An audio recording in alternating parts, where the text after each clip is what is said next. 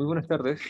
Damos la cordial bienvenida a todos y a todas en nombre de la Sociedad Científica de Estudiantes de Odontología de la Universidad Austral de Chile. A continuación, se llevará a cabo la conferencia online titulada Bruxismo del sueño, diagnóstico y manejo, dictada por la doctora Camila Burdach. Alessandro Ollanedel. Por favor, aquellos que tengan los micrófonos encendidos, apagarlos para que podamos tener una conferencia más tranquila. Para conocer un poco más sobre la doctora Burgas, les comento que es cirujano dentista de la Universidad Austral de Chile, especialista en TTM2, posee un diplomado en estrategias de manejo de trastornos del sueño de la Pontificia Universidad Católica y desempeña como profesional en el Hospital de Puerto Montt. Antes de comenzar, les menciono que pueden realizar sus preguntas durante la conferencia a través de un mensaje por chat al usuario 000 preguntas. Además, se enviará vía chat durante la conferencia un formulario que deben rellenar para comprobar su asistencia. Sin más que agregar, esperando que lo disfruten, doctora, por favor, puede dar inicio. Muchas gracias.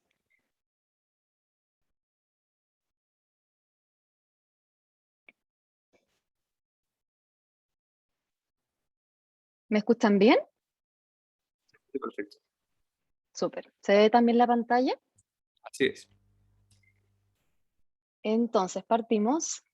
Muy buenas noches a todos. A continuación vamos a hablar acerca de bruxismo de sueño, diagnóstico y tratamiento.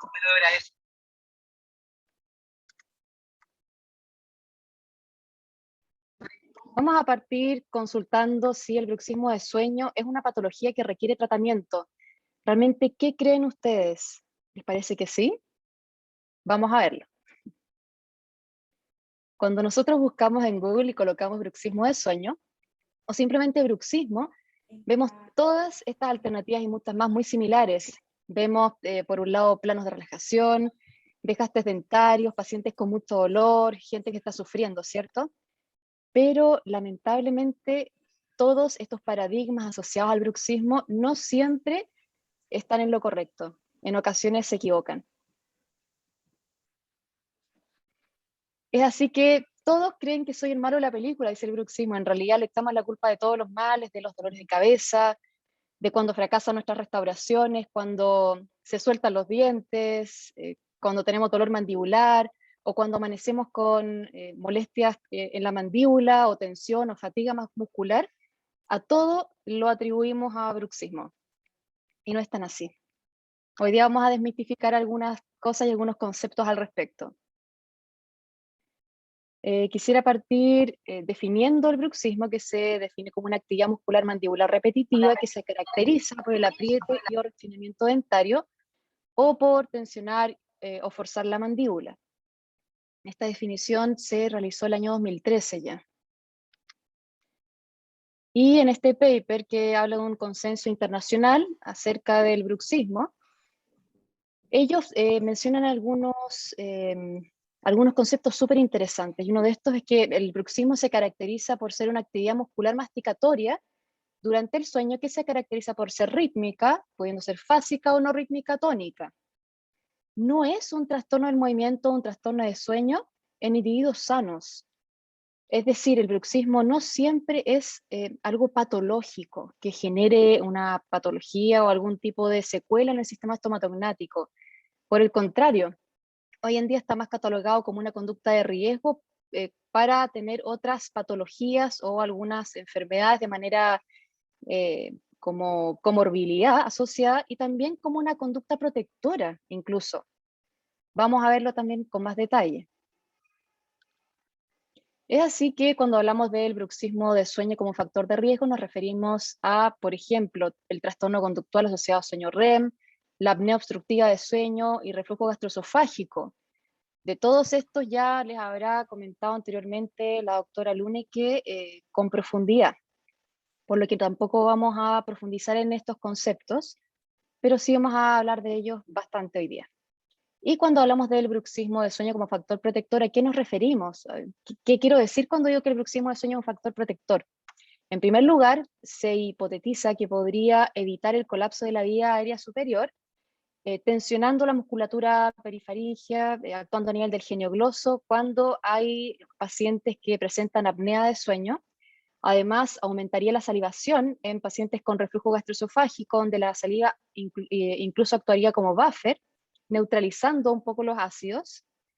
Y se dice también que reduciría el desgaste dentario por corrosión química, también gracias a la saliva, que vendría a neutralizar estos ácidos, que usualmente eran los que nos desgastaban tanto los dientes y nos generaban esta corrosión importante, que muchas veces se atribuía al bruxismo y que en realidad se debía al reflujo gastroesofágico ácido.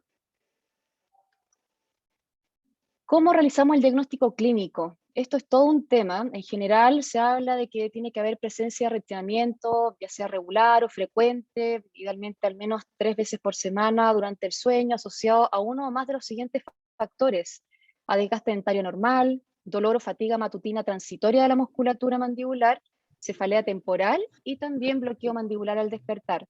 No obstante, estos conceptos han ido modificándose a lo largo del tiempo, y hoy en día sabemos que la mayor parte de los desgastes dentarios que nos llegan derivados como bruxismo, en realidad no lo son. La mayor parte de estos desgastes se deben a corrosión química, y la vamos a ver también. El dolor o fatiga matutina también, que antes se atribuía mucho a bruxismo, hoy en día, gracias a los estudios, hemos podido darnos cuenta de que no era atribuido a bruxismo, sino que por el contrario, usualmente a trastornos temporomandibulares que afectaban a la articulación temporomandibular o la musculatura asociada. Con respecto a las cefaleas temporales, estas se pueden producir muchas veces por muchas otras patologías, no necesariamente solo por bruxismo, sino que incluso pacientes con trastornos respiratorios durante el sueño pueden presentar cefalea matutina por aumento de la presión intracraneana. Y bueno, bloqueo mandibular al despertar también se puede producir por otras razones. Por lo tanto, lo que antes era atribuible, como les contaba, a bruxismo, ya no lo es tan así, de acuerdo a la última evidencia científica disponible. Acá quise traerles un paper que habla de la validez del autorreporte de bruxismo de sueño en pacientes con dolor miofacial. Básicamente es un paper que habla de qué tan válido es cuando un paciente llega a nuestra consulta y nos dice: doctor, yo vengo porque bruxo. O sea, qué tan válido es que el paciente diga que bruxe, realmente bruxa, por decirlo. En este estudio se dieron 124 sujetos con trastornos temporomandibulares miofaciales y 43 controles que estaban sanos. Y se vio en el estudio que el autorreporte no predice significativamente la presencia o ausencia de bruxismo moderado o severo en casos ni en controles. Por lo tanto, el autorreporte de bruxismo de sueño no sería un indicador confiable. Es decir, cuando un paciente nos cuenta y nos dice: doctor, yo sé que estoy seguro que bruxo, no podemos creerle y tenemos que indagar más allá. ¿Cómo se clasifica actualmente el bruxismo? Como un bruxismo posible, probable o definitivo. Cuando es posible es porque, bueno, todo es posible, ¿no? Acá entra el tema del autorreporte y la anamnesis. El paciente que llega a la consulta y nos cuenta que bruxa, ¿ya? Y la anamnesis, si no, lo comenta. En general, la sensibilidad y especificidad son las más bajas. En el bruxismo probable, además del autorreporte, también está el examen clínico, donde nosotros vemos los dientes, vemos que sí hay algunas facetas de desgaste que coinciden o podrían coincidir con bruxismo, y ahí ya va aumentando la sensibilidad y especificidad conforme también van mejorando las pruebas que nos permiten validar un poco el tema de bruxismo. ¿Y cuándo podemos hablar de un bruxismo definitivo? O sea, acá hay bruxismo sí o sí, es cuando además del autorreporte hay un examen clínico y la polisomografía, donde la electromiografía es la que más cuenta, que es cuando se colocan estos electrodos en los músculos masseteros temporales y nos muestran la actividad a nivel muscular, ¿ya? Con una sensibilidad del 74% y una especificidad del 90%. Hoy en día la polisomnografía se considera algo estándar para el diagnóstico de bruxismo de sueño. Entonces, ¿cómo vamos a tratar el bruxismo? ¿Cómo lo manejamos? Partamos por lo clásico. Todos sabemos o todos hemos escuchado al paciente que llega a la consulta y nos dice: sí, estoy usando un plano de relajación porque estoy bruxando, o me confeccionaron un plano porque estaba con mucho dolor, me dijeron que bruxaba. Por lo general a mí me llegan los pacientes diciendo: doctora, me dijeron que usted me va a hacer un plano de relajación porque bruxo. y yo tengo que entrar a explicar al paciente que tal vez no sea tan así. Con respecto a los planos de relajación, el paciente usualmente llega a nosotros pidiéndolo porque lo que él ve en el fondo es el desgaste dentario, y obviamente piensa que con el plano sus dientes no se van a seguir desgastando. Por lo tanto, acá también les traje un estudio que habla del desgaste dentario en sujetos jóvenes y si realmente es un factor que nos permite discriminar de manera fidedigna entre pacientes que bruxan y aquellos que no lo hacen. ¿Es así? Realmente si yo veo un paciente con desgaste dentario, ¿puedo decir, ah, entonces este paciente bruxa? Porque les comentaré que incluso han llegado algunos pacientes que ocasionalmente me han comentado que les dijeron que bruxaban porque se fijaron en la radiografía panorámica y el colega les comentó que por los desgastes que se observaban en la radiografía panorámica era seguro que bruxaba. Entonces, ¿qué tan válido es esto? Y en este estudio se vio que la magnitud del desgaste no se relaciona necesariamente con la severidad de bruxismo de sueño, o sea que un paciente que bruxa más no necesariamente va a tener mayor desgaste. Por el contrario, usualmente vemos un origen multifactorial en los desgastes, donde pueden atribuirse a múltiples factores, por lo tanto el valor diagnóstico es más bien modesto, o sea, no nos permite decir con seguridad este paciente bruxa solo porque hay desgastes. Esto es un paciente que llegó al hospital de Puerto Montt, que es donde yo me desempeño, porque venía derivado por bruxismo. Si yo les muestro esto, ¿ustedes qué es lo primero que pensarían? ¿También que es bruxismo? En este caso nos dimos cuenta de que no, y que en realidad estas facetas de desgaste son clásicas por corrosión dentaria, que se producen secundaria a ácidos, ya sea intrínsecos o extrínsecos. Cuando son intrínsecos usualmente se deben a reflujo gastroesofágico, ácido, porque obviamente también existe el reflujo gastroesofágico no ácido, ojo con eso. Y por otro lado, también existen los ácidos extrínsecos, que es donde pacientes a veces introducen ácidos, por ejemplo, por la dieta. He tenido pacientes que a veces realizan algunas dietas especiales, distintas, y que consumen, por ejemplo, todos los días una naranja, limón muchas veces en la semana, bebidas carbonatadas, por ejemplo, pacientes que consumen mucha Coca-Cola, y en estos pacientes usualmente vemos este tipo de facetas de desgaste que corresponden a desgastes por corrosión ácida, no por bruxismo. Y les quise traer también un paper que habla de las manifestaciones orales del reflujo gastroesofágico, donde podemos observar justamente este patrón de desgaste. ¿Cómo ustedes lo pueden discriminar? ¿Ya? Básicamente porque van a ver que no existe, en primer lugar, una concordancia perfecta entre el diente de arriba y el diente de abajo, sino que usualmente se genera una suerte de isla, como un islote, donde incluso algunas restauraciones, como se ve aquí en la flechita, sobresalen. Ahí se puede ver, se fijan que quedan como islas, porque se va corroyendo toda la sustancia dentaria alrededor. En estos pacientes podemos incluso insertar una sonda periodontal o una sonda de examen clínico en los bordes incisales y se va a retener, por lo tanto no corresponde a desgastes por bruxismo, acá también en los dientes inferiores. Acá también les quise traer otros pacientes que también han llegado con lo mismo. Estos tipos de desgastes donde se generan como puntitos se llaman capping, ya que son generados, como les digo, por corrosión. Y este paciente también los quise mostrar porque era un chico joven, recuerdo que tenía 23 años, y cuando empezamos a indagar me di cuenta que tenía desgaste solo en algunos dientes. Le empecé a preguntar, obviamente, la anamnesis y para ver por dónde podía ir la cosa, y resulta que al final me comentó que en realidad él tomaba todos los días medio litro de Coca-Cola sagradamente porque él se sentía como adicto a la Coca-Cola. Y claro, o sea, uno se va a fijar en esos dientes y uno, si no supiera la edad del paciente, no se imaginaría que es un chico de 23 años. Imagínense estos patrones de desgaste, o sea, son bastante importantes y obviamente no van a coincidir con el diente de arriba. Por lo tanto, acá no es bruxismo. A él, por supuesto, le habían dicho que era bruxismo y lo habían derivado conmigo para que yo le hiciera un plano de relajación. Para mí después es un poco difícil desmitificar un poco eso y explicárselo al paciente. Me toma harto tiempo porque tengo que explicarle obviamente todo lo que les estoy contando a ustedes para que me crea, porque si no dice, oye, en realidad esta dentista me está, no sé, mintiendo, porque si todos me han dicho que necesito un plano de relajación, y por qué ella me dice que no.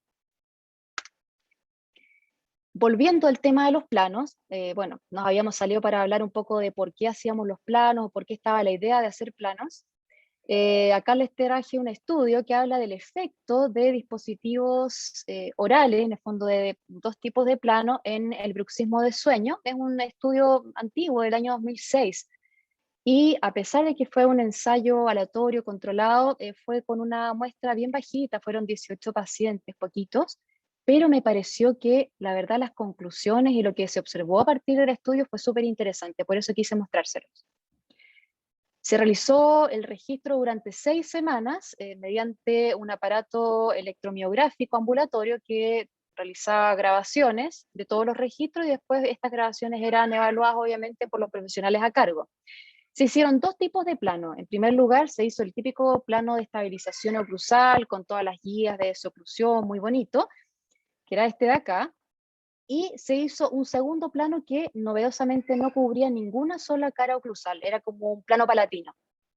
Y se dijo, veamos cuál es el efecto, obviamente, si el plano tiene un efecto positivo en el bruxismo, obviamente el plano de estabilización oclusal debería mostrar una disminución de los episodios de bruxismo de sueño en los pacientes versus aquel que solo cubre las caras palatinas, que no tiene ningún efecto a nivel oclusal, ¿cierto? Porque antes estaba el modelo esto de la etiología más periférica del bruxismo de sueño.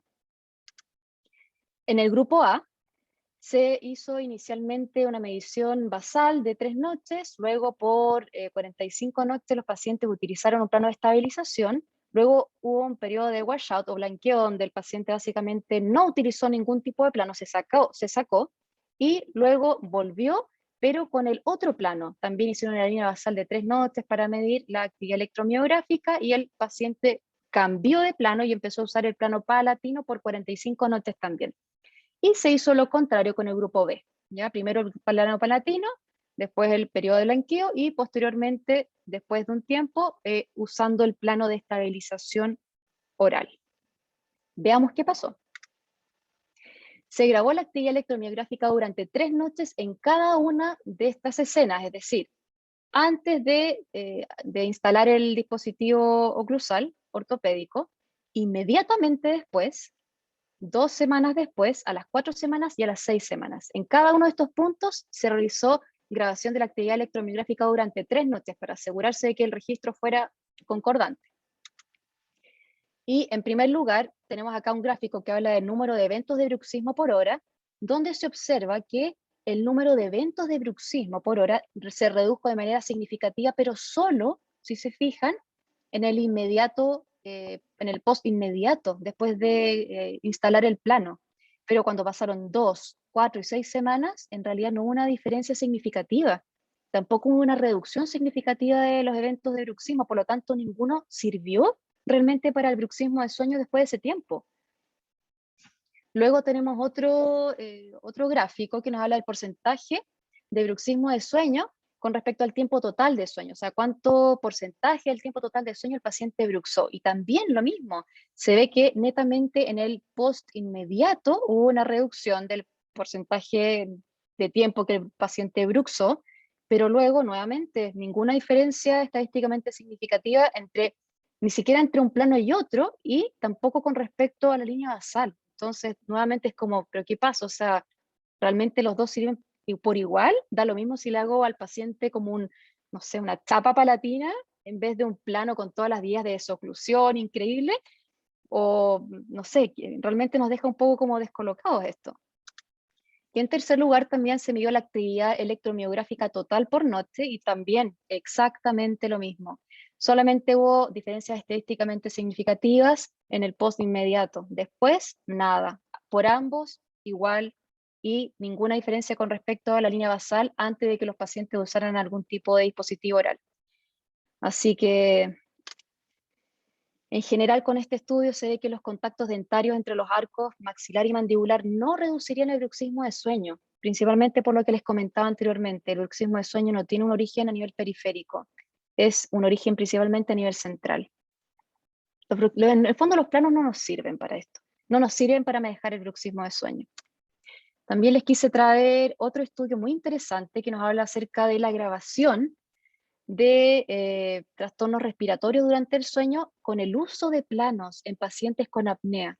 Este fue un estudio piloto y no pudo ser más que un estudio piloto porque lamentablemente ellos midieron hicieron este estudio con pacientes que tenían apnea leve, moderada y severa, y en la medida en que empezó a avanzar este estudio piloto, tuvieron que cortarlo, porque los pacientes con apnea leve pasaban a apnea moderada o severa y viceversa, o sea, todos se agravaban en general. Entonces, obviamente no era ético continuar con el estudio, o sea, fue bastante fuerte y tuvieron que cortarlo del todo. Y se vio en general que había un aumento de eventos respiratorios asociados a una mayor resistencia de la vía aérea superior, con un incremento en el índice de apnea-hipopnea y un mayor porcentaje de tiempo del sueño con ronquido, con el uso de plano en estos pacientes. Acá les traje un gráfico también del mismo estudio, donde se ve que 6 individuos, de hecho casi todos, la mayoría, experimentaron un incremento en el índice de apnea-hipopnea con el plano, ¿ya? Donde pacientes que tenían apnea moderada pasaban a apnea severa. Nosotros sabemos lo que implica una apnea severa, donde ya el hecho de tener apnea puede reducir la vida, cortar la vida en 8 años. O sea, imagínense pasar de un paciente que tiene una apnea leve a una moderada y de un moderado a severo, es muy fuerte, con todos los riesgos que ello conlleva. Luego acá otro gráfico donde vemos el porcentaje de ronquido durante el sueño, que aumentó en un 40% con el uso de plano. O sea, los pacientes se ahogaban más y roncaban más al usar el plano. Entonces son varios factores que en realidad nos hacen pensar y nuevamente empezar a darnos cuenta de que, chuta, cuánta gente en el mundo se estará realmente y literalmente ahogando con los planos sin saberlo, sin darse cuenta y jurando que en realidad son la panacea y son el tratamiento perfecto para su bruxismo. Por lo tanto, es importante tener en consideración que los planos pueden aumentar la severidad de la apnea del sueño y ronquidos en pacientes con trastornos respiratorios del sueño de base. De ahí la importancia y lo fundamental que es realizar una buena anamnesis de nuestros pacientes y evaluar si tienen algún trastorno respiratorio del sueño. Y es ahí también donde hay que trabajar un poco más en pregrado probablemente y prepararnos mejor desde abajo, digamos, no solamente dejarlo para posgrado, en el área de trastornos del sueño, donde la medicina dental del sueño hoy en día está en boga y donde podemos hacer un tremendo aporte desde nuestra visión, desde la odontología. Y también, obviamente, les quise traer una revisión sistemática, ¿ya? Para el que no me cree. Y acá quise mostrar una revisión sistemática que abarcó del año 2007 al 2017, donde también ellos dicen que hay evidencia insuficiente que respalde el uso de planos para manejo del bruxismo de sueño. ¿Qué pasa con la toxina botulínica? También está en boga actualmente, hay un tema muy comercial de fondo. Yo cada vez que me meto, no sé, a Instagram a mirar, me salen así como 1000 avisos de tienes bruxismo, el tratamiento perfecto, toxina botulínica, ven y trátate con nosotros. Y bueno, realmente uno se pone a indagar y uno dice, ¿qué tan válido, qué tan cierto es esto?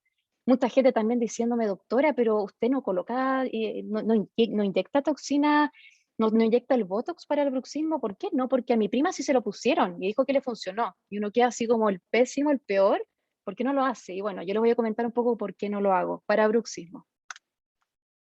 Acá les traje un estudio que habla de la eficacia de toxina botulínica en bruxismo, que es una revisión donde ellos básicamente observaron que en general la toxina botulínica reduce la frecuencia de eventos de bruxismo. Sí, el paciente bruxa menos. Reduce el dolor, porque la toxina botulínica tiene también un efecto a nivel central, a nivel nociceptivo, y aumenta la satisfacción de los pacientes, pero en los estudios tienen un nivel de evidencia súper bajo. Pero hay que considerar lo siguiente. Acá se hizo una revisión sistemática de la toxina y también su uso en bruxismo del sueño, y se vio que la evidencia es insuficiente. Ojo que esta revisión sistemática es del año 2020, es bastante actual. Y no hay nada hasta ahora que respalde el tratamiento con toxina botulínica. Por lo tanto, se requieren más estudios en el área, no hay nada como concluido al respecto. Por lo tanto, yo no podría decir, oye, realmente es un excelente tratamiento, ni nada por el estilo. Y por el contrario, ojo con esto, que hay estudios que cada vez van surgiendo más, que hablan de la pérdida de hueso a nivel mandibular luego de intervenciones a nivel de la musculatura masticatoria con infiltraciones con toxina botulínica. Y eso sí realmente es de cuidado y hay que tenerlo muy en mente. Obviamente son estudios preclínicos, yo no dudo que algún estudio quiera realizar este tipo de ensayos clínicos con pacientes sería poco ético de partida. Imagínense estarle infiltrando toxina a los pacientes a ver si se pierde hueso de partida, porque después hay que tomar obviamente cortes histopatológicos, analizarlos, y bueno, es poco ético realmente hacerlo con gente. Pero acá se ha observado en estudios preclínicos que hay una pérdida ósea a nivel mandibular, a nivel de cóndilo y proceso alveolar, luego de infiltraciones con toxina botulínica en el músculo massetero. Y acá ellos mostraban, les traje un pequeño esquema, más que nada del hueso subcondral, cómo se ve en un paciente sin alteraciones, sin infiltración o previo a la infiltración con toxina botulínica, donde posteriormente se ve una reducción de la calidad del hueso a nivel del cóndilo mandibular, con cambios a nivel molecular que implican incluso una atrofia muscular.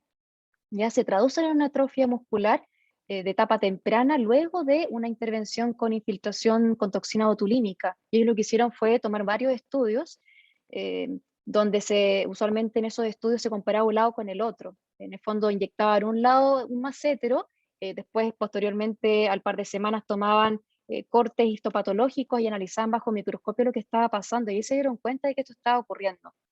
Por lo tanto, es de cuidado y no llegar y ponerse a inyectar toxina botulínica, porque sí puede tener secuelas importantes que todavía no están del todo estudiadas en humanos.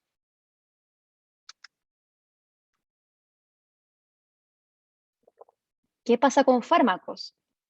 ¿Existe algún fármaco actualmente que esté validado para el tratamiento de bruxismo? También traje un estudio acerca del efecto de dos fármacos simpatolíticos, que era el propanolol y la clonidina.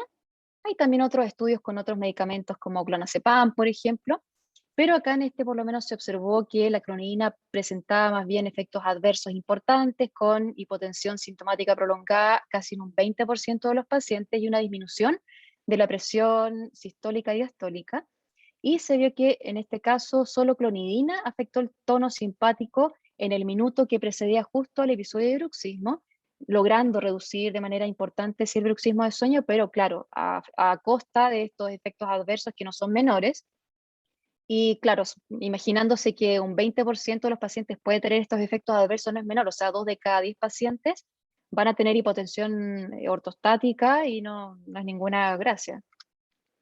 Por lo tanto, se requieren más estudios longitudinales dosis dependientes para determinar si una dosis más bajita de clonidina podría tal vez ser efectiva como una alternativa de manejo en bruxismo de sueño, pero actualmente no hay ningún estudio que respalde algún medicamento o fármaco puntualmente para bruxismo del sueño. No existe ninguno hasta ahora validado.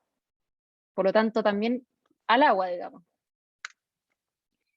Pero, ¿qué pasa si tratamos los factores asociados que vieron en la charla anterior con la doctora Luni? Que aquellos factores, aquellas patologías que se asocian con el bruxismo de sueño. Este mono está bueno, ¿cierto? Bueno, en primer lugar, hablar del reflujo gastroesofágico brevemente y el bruxismo de sueño, que es una de esas patologías como tipo comorbilidad asociada, donde el bruxismo de sueño sabemos que se presenta con mayor frecuencia y en mayor porcentaje de tiempo, cuando hay episodios de reflujo gastroesofágico durante el sueño, cuando el pH baja de 5.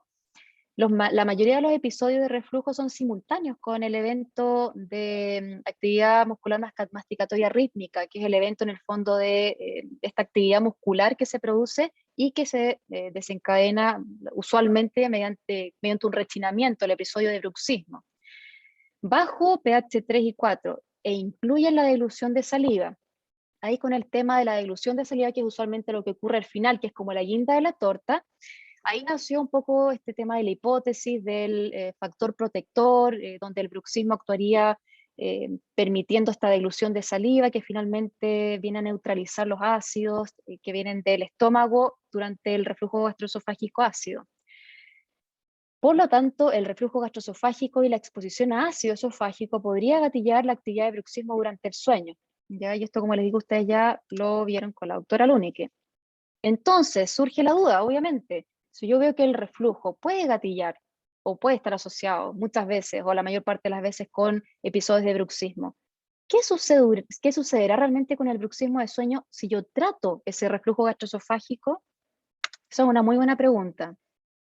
En este estudio ellos vieron la asociación entre bruxismo de sueño y reflujo gastroesofágico, donde vieron el diagnóstico para diagnosticar bruxismo, ellos tomaron a pacientes con más de 4 episodios de bruxismo por hora, más de 25 espigas electromiográficas por hora y más de 2 sonidos de rechinamiento por noche. Utilizaron electromiografía, grabador de video y audio, obviamente para poder escuchar y ver que el paciente efectivamente estuviera haciendo bruxismo, y equipo de pHimetría portátil por 24 horas.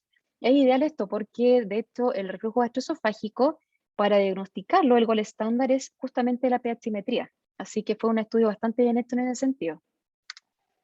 Y acá lo que se observó es lo siguiente. Grabaron, este paciente se fue a la cama, durmió 3 horas y después de 3 horas empezaron a grabarlo.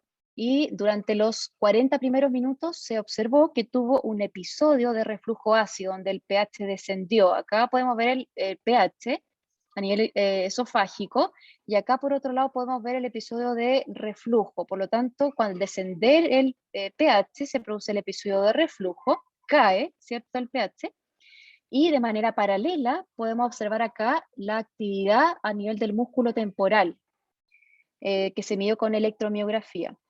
Y se ve que durante los primeros 20 minutos todo bien, todo tranquilo, pero justo cuando se produce el episodio de reflujo, ojo, empieza a haber esta actividad muscular masticatoria rítmica, que son los cuadritos, incluso acá 5 episodios, 1, 2, 3, 4, 5, donde el paciente empieza a bruxar una vez que el pH descendió. Entonces dijeron, bueno, aparentemente cuando cuando el paciente tiene reflujo, se produce bruxismo. ¿Qué pasará si nosotros tratamos el reflujo? Justamente la pregunta que les hice recién. Y dividieron a estos pacientes en 2 grupos. Un grupo al que le dieron una medicación placebo, le dijeron, oye, tú tienes reflujo, nos dimos cuenta en tu estado basal, por lo tanto, hoy día vas a tomar esta pastilla que es increíble para el reflujo, y le dieron agua de las carmelitas. Y el otro grupo, al que le dieron un inhibidor de la bomba de protones, como omeprazol, por ejemplo, que está dentro de la misma familia, y le dijeron lo mismo, oye, tienes reflujo, pucha, toma este inhibidor de la bomba de protones, te va a hacer súper bien, ya. Y se fijaron posteriormente qué ocurrió con estos 2 grupos. En el grupo donde dieron la medicación placebo, se produjo obviamente de igual manera un descenso en el pH, y cada vez que descendió más se produjeron episodios de bruxismo del sueño, que están acá catalogados como estos cuadritos que ven acá abajo.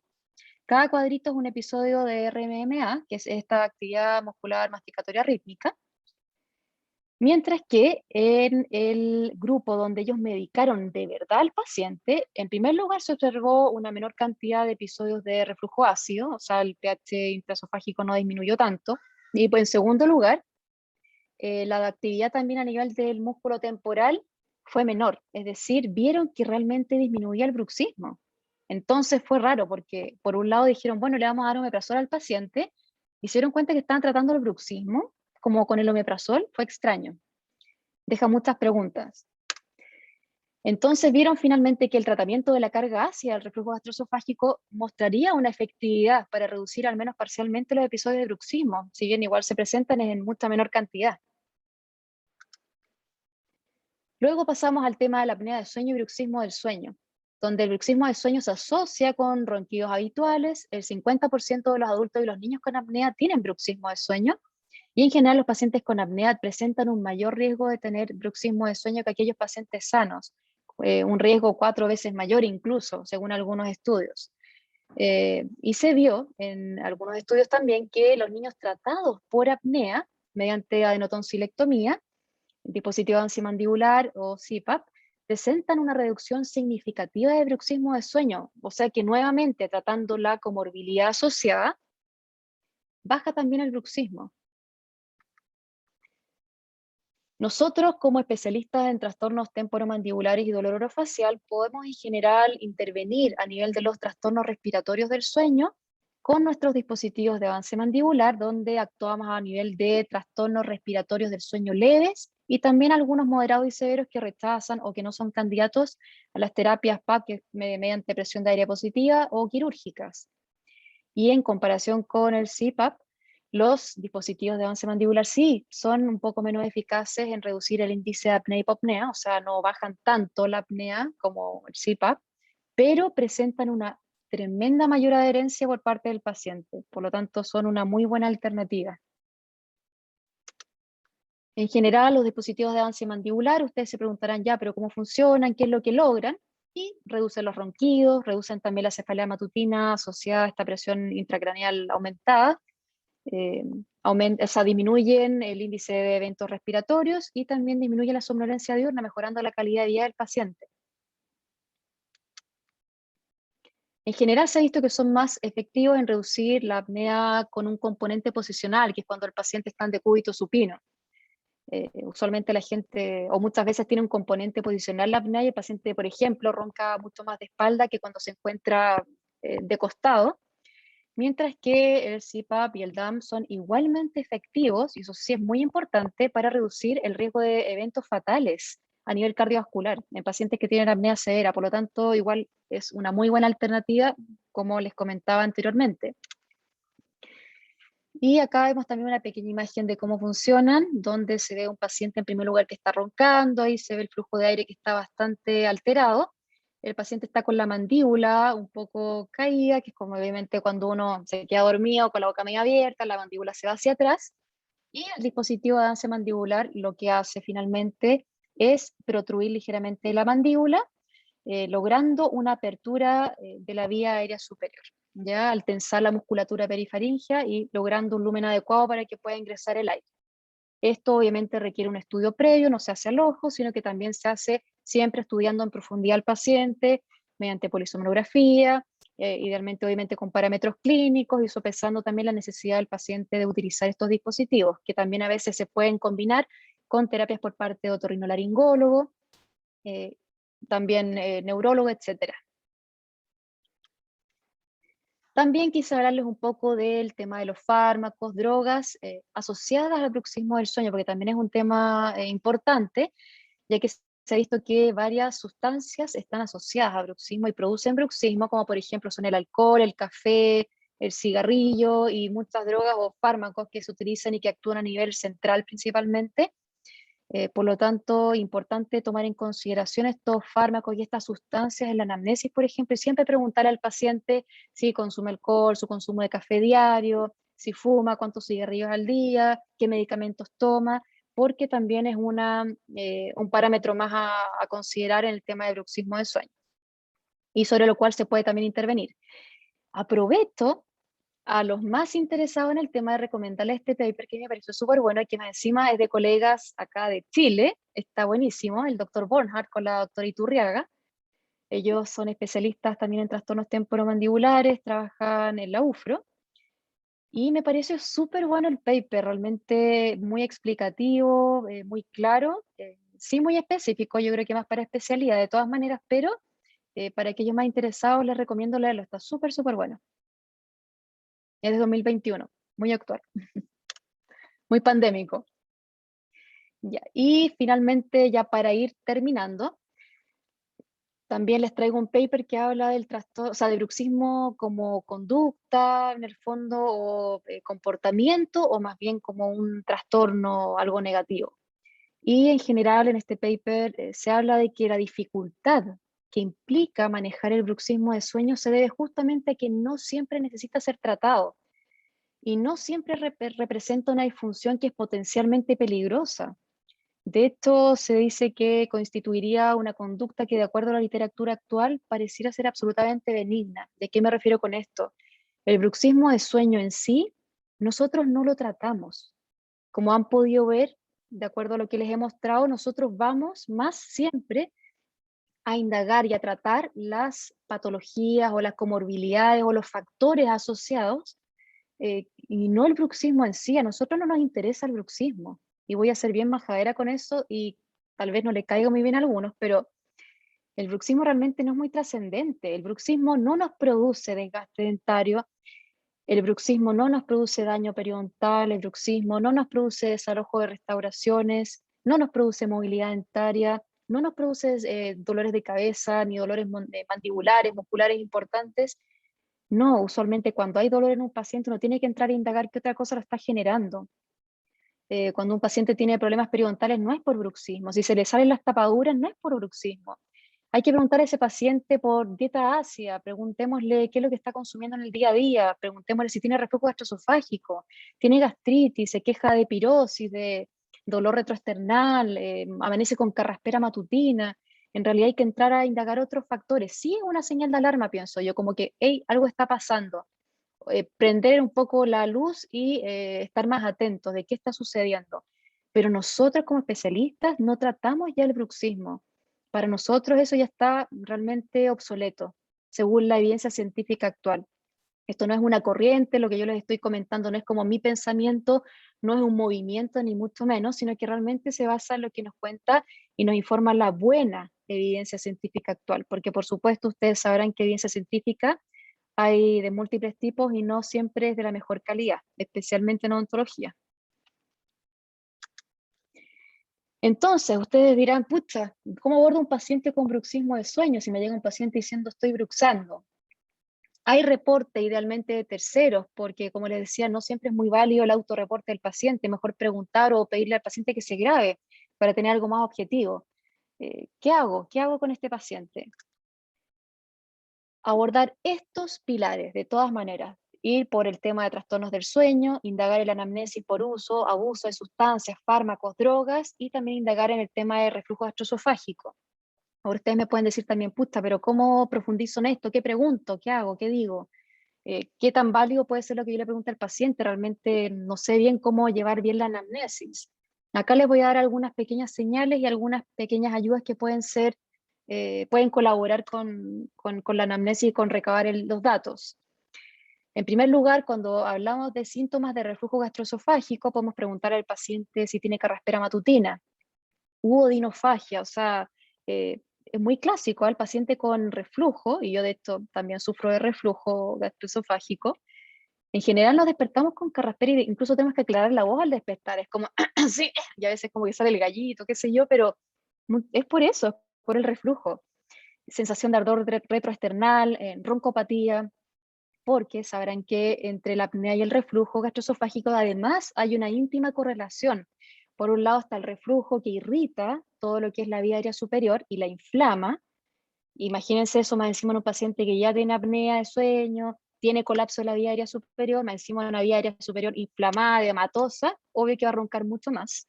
Entonces hay una íntima relación que también siempre hay que visualizar ahí entre trastornos respiratorios del sueño y reflujo gastroesofágico.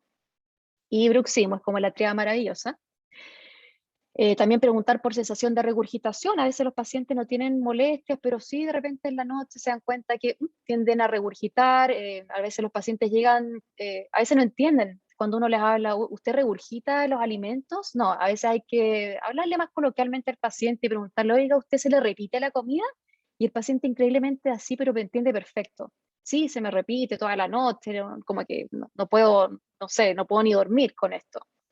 Y también tos matutina, esas toses que a veces no pasan con nada, el paciente dice, oh, esta tos la tengo para hace un montón de tiempo y siempre que me levanto me despierto con esta tos y no hay cómo tratarla ya. Y por otro lado, hablando un poco de los síntomas de apnea, siempre indagar en somnolencia diurna excesiva, pacientes que se duermen durante los viajes, que no logran ver la película completa porque al inicio ya se quedaron dormidos, que en las conferencias se quedan dormidos, que en la pega se quedan dormidos, que no pueden o que les afecta en su calidad de vida y en el diario vivir el tema de la somnolencia. También la roncopatía, apneas presenciadas, especialmente si es por terceros, donde uno le puede preguntar a la pareja o a la persona que vive con el paciente si es que ha logrado presenciar, si el paciente tiene episodios de apnea. Obviamente nunca van a entender apnea, hay que hablarle igual coloquialmente a los pacientes. Se les dice, tiene pausas de respiración, deja de respirar a veces, incluso yo le hago como toda la faramaya al paciente y no sé, le replico el ronquido, le replico cómo sería cuando el paciente comienza a respirar de nuevo, que solamente cuando el paciente ronca es como, ¿cierto? Pero ustedes han escuchado alguna vez ese abuelo, ese tío que hace, ¿cierto? Que es cuando vuelven a respirar de nuevo después de una apnea. Entonces ahí el paciente dice, ah, sí, sí, yo he escuchado eso. Y ahí se dan cuenta que en realidad era una apnea. Así que nos pueden ayudar toda la familia, en el fondo los demás integrantes de la familia pueden ser de gran ayuda en esta pesquisa de trastornos respiratorios durante el sueño. También comorbilidades asociadas a la apnea, en general diabetes, hipertensión. Tenemos que poner ojo en estos pacientes cuando tienen hipertensiones como más refractarias, que no responden bien a medicamentos, puede haber una apnea de sueño de base. Y les traje cuestionarios, porque a veces las preguntas se nos olvidan o no tenemos como mucho ánimo para pensar en muchas preguntas, y es más fácil entregarle un cuestionario al paciente que lo puede responder mientras está en la sala de espera. Acá les traje uno que es para síntomas gastrointestinales superiores, que básicamente evalúa síntomas compatibles con reflujo gastroesofágico, donde pregunta por síntomas, cuántos días a la semana lo tiene, también cómo afectan esos síntomas a la calidad de vida. Es un muy buen cuestionario, muy interesante. Y también les traje la escala de sueño Epworth, que mide somnolencia en los pacientes. También les va a permitir pesquisar cuando un paciente tiene una somnolencia excesiva, cuando requiere ser derivado especialista, cuando puede tener narcolepsia, que es esto donde muchas veces son pacientes que sienten alguna emoción intensa y se quedan dormidos, o de repente se están riendo así como, y se quedan, pero zeta, lona, esa es la narcolepsia. Así que también es una encuesta que es fácil de realizar, rápida, el paciente no se demora más de 2 minutos en contestarla, lo puede hacer en la sala de espera y ustedes finalmente logran la puntuación y se fijan qué es lo que tiene más o menos el paciente. Y también la encuesta Stop Bank, que hoy en día se usa bastante, donde también se puede ver el riesgo de padecer apnea de sueño, leve, moderado o severa, dependiendo de también la cantidad de respuestas, donde el paciente marque sí. Ya, obviamente ahí pueden descargarlas completas, se explica de manera bastante minuciosa cómo tomar las encuestas, cómo es la puntuación y todo. Se pueden descargar de Google sin ningún problema, están todas en Google, pero si alguien la quiere también se las puedo enviar por correo electrónico. Ningún problema. Y también les quise traer esto porque también entre medio de la presentación yo les comenté que muchas veces el paciente nos cuenta que tiene bruxismo de sueño. Nosotros ahí paramos, ¿cierto?, las antenitas y empezamos a pensar en trastornos respiratorios del sueño o reflujo, y muchas veces no sabemos muy bien cómo indagar más en el fondo. Pucha, el paciente vive solo, no tiene idea realmente si está bruxando o no, él siente que bruxa, pero nadie le puede decir, o el paciente cree que ronca, pero no está seguro que tanto. Bueno, el paciente puede descargar esta aplicación, se puede grabar durante la noche, puede observar los episodios respiratorios que tiene durante el sueño de roncopatía, se pueden igual escuchar las apneas, es bastante buena, y también se puede escuchar el bruxismo. Así que es una buena alternativa cuando uno quiere indagar un poco más y el paciente no tiene mucha ayuda para ver en el día a día si está bruxando, roncando, etc. Creo que es gratuita en Android y en Apple también, ahora que me acuerdo. Así que no debería ser complicado descargarla. Y como conclusión general, el bruxismo de sueño no se considera hoy en día un trastorno per se del sueño-movimiento en individuos sanos, sino que, como habíamos hablado anteriormente, constituye más bien un factor de riesgo asociado a, o incluso un factor protector. Por lo tanto, no siempre es el malo de la película, ni tampoco requiere ser tratado en sí el bruxismo, sino que más bien nos insta a parar las antenitas y a poner atención de que algo está pasando en el sistema del paciente. En segundo lugar, el autorreporte del bruxismo de sueño no es un indicador confiable. Recordar que idealmente solicitar siempre el reporte de terceros cuando no tenemos la posibilidad de pedirle un polisomnograma al paciente, que puede suceder. Hoy en día no es tan fácil en todo el país llegar y pedir un polisomnograma o solicitar un registro de electromiograma. Pero al menos un reporte por parte de terceros puede ser mejor indicador que un autorreporte, aunque igual es bastante limitado. Evaluar y considerar en la anamnesis los factores asociados a bruxismo para el manejo de estos pacientes. Por sobre todo, recordar siempre que el bruxismo de sueño comparte vías fisiopatológicas en común con el reflujo gastroesofágico y la apnea de sueño, además de efectos que tienen drogas a nivel central. Por lo tanto, la etiología vendría estando más asociada a temas centrales que periféricos. Por eso ya los planos no nos preocupan tanto y alterar la oclusión ya no es un tema para nosotros porque sabemos que eso ya no va en el bruxismo. Y finalmente, la asociación entre bruxismo de sueño y los efectos negativos sobre el sistema estomatognático en general es súper débil. O sea, hoy en día no se puede decir que el bruxismo de sueño genera alguna secuela franca a nivel del sistema estomatognático en nuestros pacientes, porque por lo general no es así. Por lo general, como les decía yo, es más bien como una alerta donde tenemos que poner ojo, pero el bruxismo de sueño para nosotros ya no es un tema. Es como pasó de moda, ¿ya? Así que eso, espero que les haya gustado la charla y quedo atenta a cualquier consulta que pueda haber, espero poder responderla. Gracias. Y espero que ahora puedan sí contestar a esta pregunta. Muchísimas gracias, doctora, por su presentación. Bueno, con esto daríamos paso a la ronda de preguntas. Recuerdo a todos los participantes que pueden escribir sus preguntas al usuario 000 preguntas en caso de cualquier duda. Empecemos. Doctora, Loreto pregunta, ¿el desgaste dentario, producto del consumo de ácidos, como el paciente que mostró, se debe al exceso del consumo o puede deberse a la genética del paciente?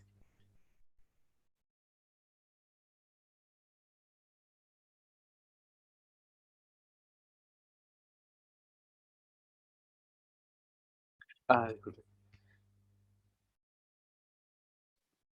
Ahí sí, es que no podía reiniciar el audio. Bueno, recordemos que el tema de pH a nivel intraoral depende de muchas cosas, entre ellos capacidad buffer de la saliva, tipo de alimento, pH del alimento que estamos consumiendo, también salivación, si es que hay una hiposalivación en el paciente o no, momento del día en que se consume el alimento, por ejemplo, no es lo mismo consumirlo de noche a consumirlo en la mañana. Entonces depende de múltiples factores, no solamente del alimento en sí. También, no sé, yo recuerdo también de mis clases de cariología el tema a veces de enjuagarse después de consumir un alimento ácido. Por ejemplo, tengo pacientes que en la mañana se despiertan y me dicen, bueno, donde ya he visto que hay un tema de reflujo gastroesofágico, hay corrosión ácida, veo estos desgastes de los dientes que son clásicos, donde el paciente me decía que era bruxismo, después vemos en conjunto que no, que era reflujo, por ejemplo. Entonces, muchas veces les dejo algunos consejos súper prácticos a los pacientes y les digo, mire, en primer lugar, cuando se despierta, ¿qué hace usted usualmente? Y llegan y la mayor parte de las pacientes no desayuna y me dicen, no, yo llego y me cepillo los dientes. Entonces, imagínense refregar todo ese ácido en los dientes. Lo primero que yo les comento es que, pucha, ojalá se puedan enjuagar un poco la boca un par de veces con agua y botar eso antes de cepillarse, por ejemplo. O idealmente consumir algún alimento no ácido en la mañana como un desayuno, qué sé yo, que no tenga ácidos y después de eso lavarse los dientes. Eso ya muchas veces puede ayudar. En segundo lugar, uno también les puede dejar la indicación cuando reflujo de que puedan colocar una almohada para que duerman solo levantados y no tan a ras, en el fondo no tan en decúbito supino, sino que semisentados, y eso también puede ser de gran ayuda para evitar que el reflujo ácido llegue tanto a la boca. En pacientes donde no es posible intervenir mucho estos factores y uno sabe que el paciente va a seguir con reflujo, no sé, por ejemplo, pacientes con hernias hiatales, donde van a estar con reflujo constante a menos de que se operen, uno incluso puede hacer algunos planos muy específicos que los hacemos en caso de pacientes con corrosión importante, donde sabemos, como les digo, que estos ácidos van a seguir circulando y los pacientes los usan en la noche, pero estos planos recubren completo el diente, no tienen por objetivo solo cubrir la zona oclusal para nada, sino que más bien recubrir el diente y protegerlo del ingreso de estos ácidos. Y son planos muy finitos que casi que no afectan la dimensión vertical en el paciente. Tratamos de que perjudiquen lo menos posible el sistema, que prácticamente el paciente no se dé cuenta de que los está usando, pero protegen bastante de los dientes. Y en el caso de la dieta, eso como les comentaba, depende de lo que se esté comiendo, saliva, tiempo, momento del día en que se coma, entre otros muchos factores. Y obviamente ahí llegar a intervenir y decirle al paciente, bueno, trate de no consumir tantas naranjas, no sé, tengo pacientes que han consumido mucha ciruela, también han tenido desgastes importantes, eh, obviamente las bebidas carbonatadas tipo cola, la Coca-Cola, todas las bebidas en general, disminuirlas, ojalá al mínimo, especialmente en niños, sabiendo más aún que estas bebidas muchas veces tienen cafeína y que los niños obviamente no deberían consumir estas sustancias estimulantes que afectan al sistema nervioso central y que también pueden además gatillar bruxismo del sueño y en general entrecortar el sueño, hacerlo mucho más dificultoso y por ende también tener un impacto negativo en el descanso del paciente.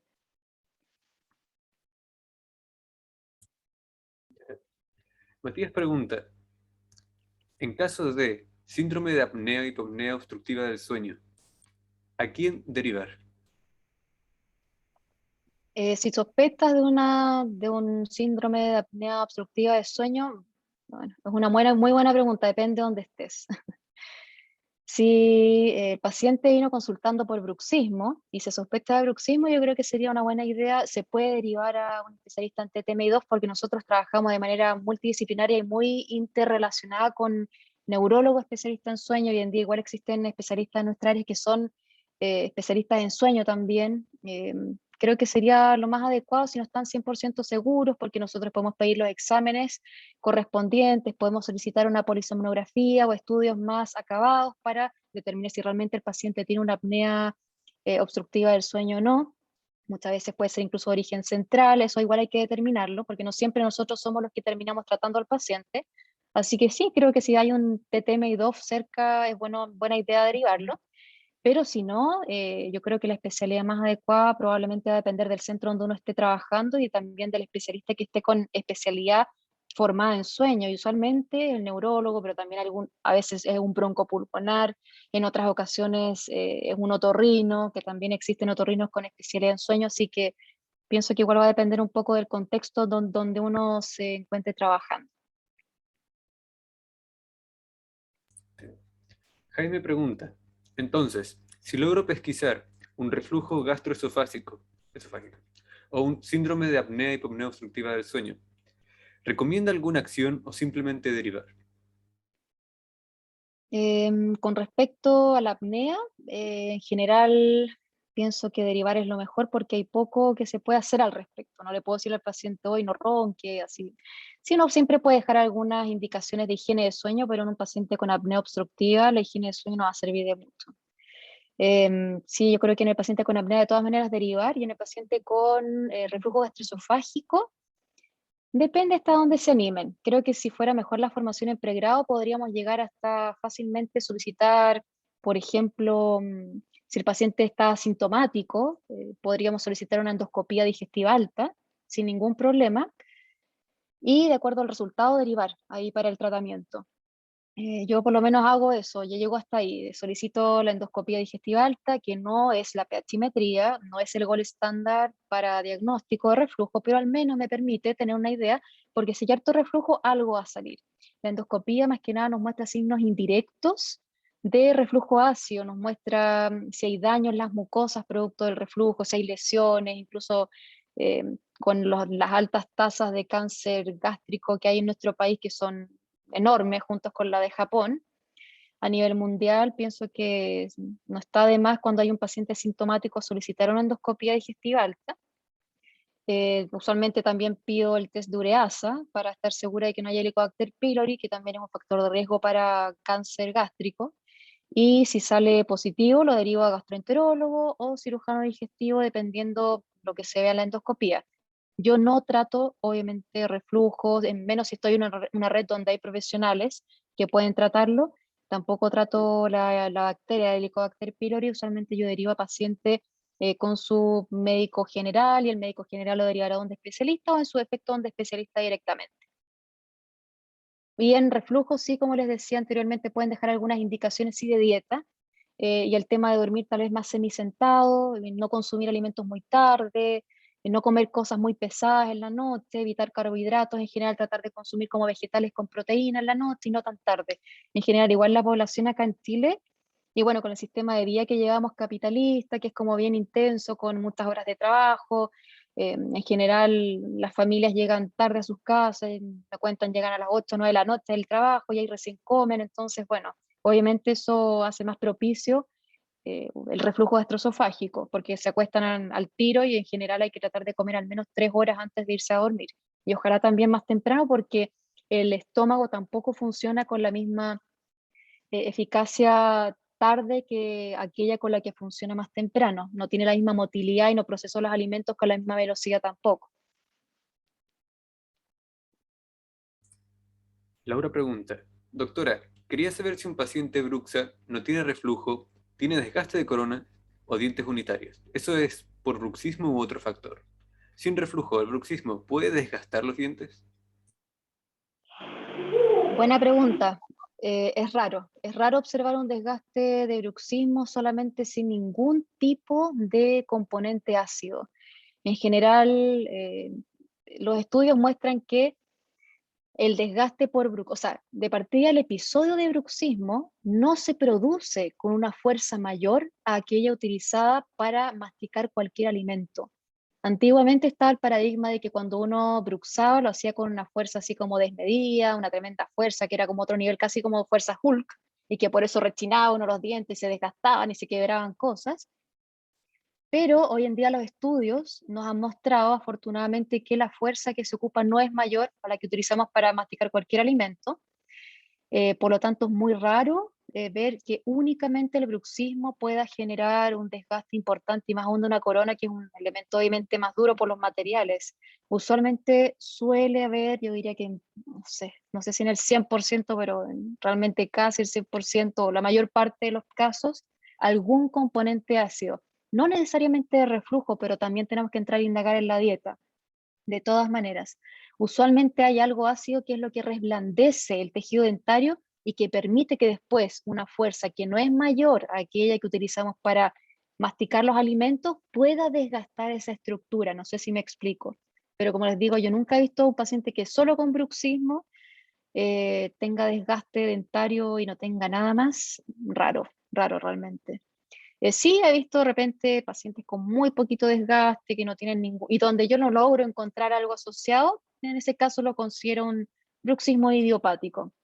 Y lo otro, también tenemos que recordar que no siempre que nosotros vemos un paciente con algún desgaste dentario, eso se traduce en que el paciente está bruxando hoy. Eso también es súper importante porque también me han derivado muchas veces pacientes con desgaste dentario, me dicen que es bruxismo y el paciente llega y me dice, bueno, yo indago, me pongo con todo el tema de la anamnesis, que usted tiene síntomas gastrointestinales, que siente que se le devuelve la comida, qué sé yo. Y de esto la semana pasada me llega un paciente que llega y me dice, no, nada, la verdad yo no tengo ningún problema, no siento reflujo, nada por el estilo. Y yo le dije, pero sabes que es raro, porque realmente tus desgastes no pueden ser por bruxismo solamente. Y ella me dice, pero ¿sabe qué? Hace 10 años atrás yo tuve unos episodios y claro, la chica había tenido bulimia hace 10 años atrás.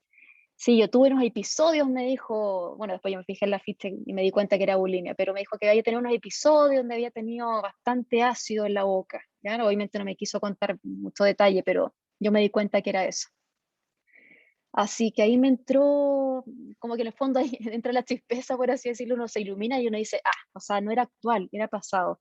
Entonces, claro, hay que hacer una muy buena anamnesis porque puede que hoy el paciente no tenga ningún síntoma de reflujo, pero puede que hace 5 años atrás o en algún periodo de su vida haya recordado, y usualmente los pacientes recuerdan y se acuerdan y dicen, sí, sí me pasó esto, estuve en esa época súper estresado, estuve con muchos problemas en la pega, sí me acuerdo que estaba con alto malestar, sentía este tema del reflujo. Acuérdese también que el estrés está asociado también al reflujo, aumenta la secreción ácida. Por lo tanto, pacientes estresados también van a estar con mayor cantidad de reflujo gastroesofágico.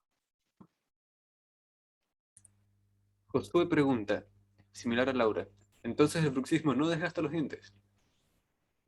No, realmente no. Es increíble.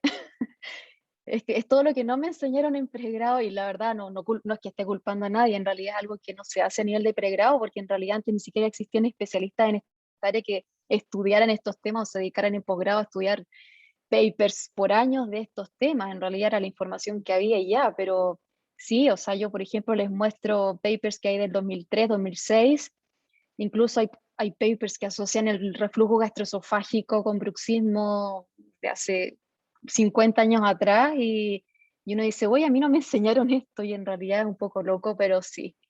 No genera casi desgaste. El bruxismo como que no existe para nosotros, en el sentido de que existe, por supuesto, pero no es trascendente para nosotros. Nosotros ya no estamos tan interesados en el bruxismo. Nos interesan esas otras cosas asociadas al bruxismo. Y son mucho más interesantes, de verdad que sí. Brian dice, excelente charla, doctora. Una pregunta. Si bien se menciona que el bruxismo del sueño genera débiles efectos perjudiciales al sistema estomatognático, ¿este concepto también se aplica para el bruxismo de vigilia o el bruxismo de vigilia se debe estudiar con otro enfoque? Sí, es otro enfoque de todas maneras porque es un enfoque más biopsicosocial de partida, no es un trastorno de sueño. Por lo tanto, ya no están actuando las mismas vías, los mismos mecanismos a nivel fisiopatológico.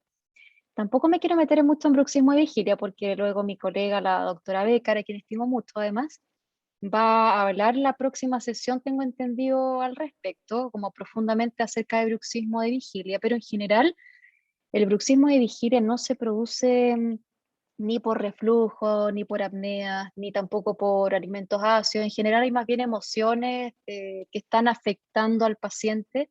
Usualmente es ansiedad, es estrés, y son algunas emociones intensas que pueden llegar a generar que el paciente ande apretado todo el día. Emociones como la rabia, entre otras muchas. Así que ahí usualmente voy más a indagar cómo está el paciente y nunca me he encontrado con un paciente que tenga bruxismo de vigilia así como consolidado y que no tenga algún tipo de emoción intensa detrás, en el sentido de que no esté viviendo algún periodo como más complejo de su vida.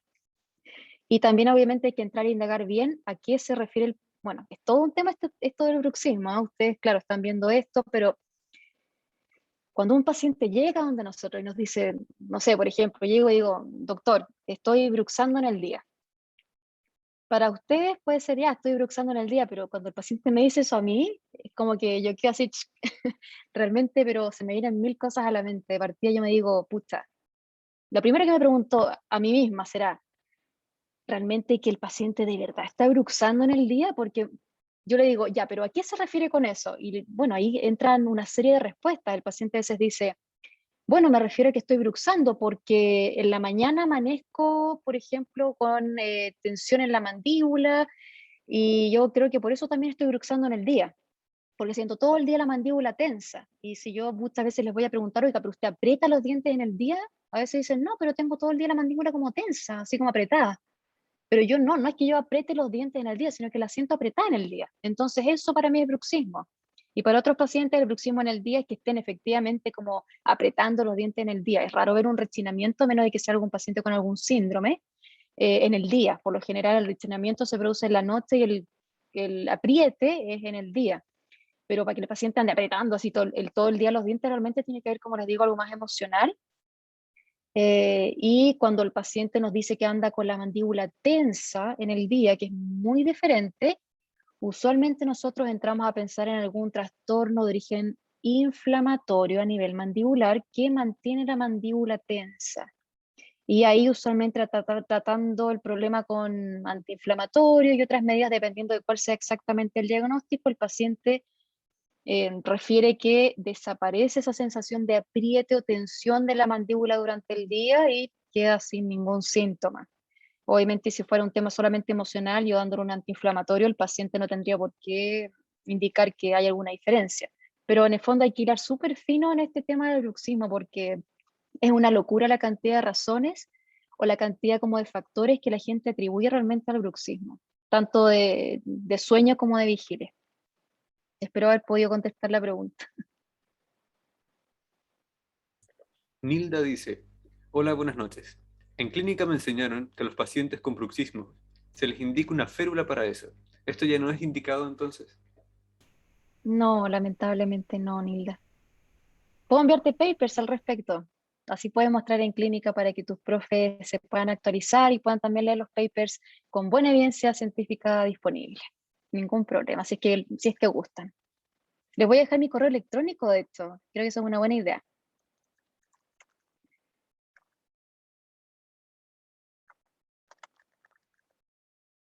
Ahí se los dejé. No sé si se los dejé a todos. No, No, yo lo puedo reenviar. sí, por favor.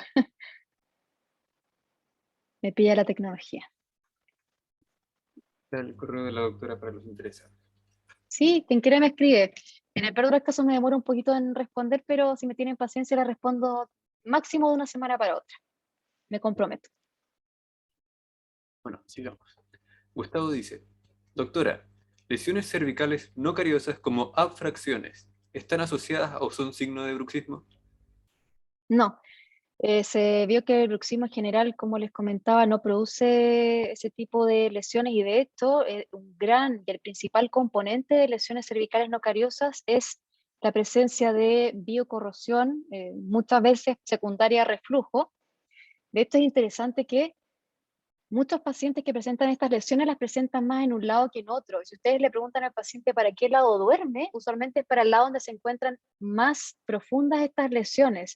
Y eso suele ser porque duermen para ese lado y el reflujo gastroesofágico, en el fondo cuando se produce esta regurgitación ácida, el ácido baña todos esos dientes Y es bastante interesante, pruébenlo con sus pacientes, empiecen a fijarse qué lado está más desgastado que el otro y se van a llevar sorpresas al preguntarle más a los pacientes. Y también así pueden confirmar un poco si es reflujo o es otra cosa, como algún ácido extrínseco. Pero claro, no, estaría más asociado en este caso a corrosión ácida, no a bruxismo. El bruxismo por ningún motivo genera lesiones cervicales no cariosas porque la fuerza con la que se produce el bruxismo no es superior a la que utilizamos para masticar cualquier alimento. Y lo otro es que se han realizado registros de pacientes que bruxan y se ha visto que el paciente que más bruxa de la vida, bruxa, piensen en un número, horas, no sé, ya, si tienen un número en mente de cuánto bruxará el paciente más bruxómano de la vida, yo les voy a contar que el paciente más bruxómano de la vida bruxa máximo 8 minutos en toda la noche, o sea, nada.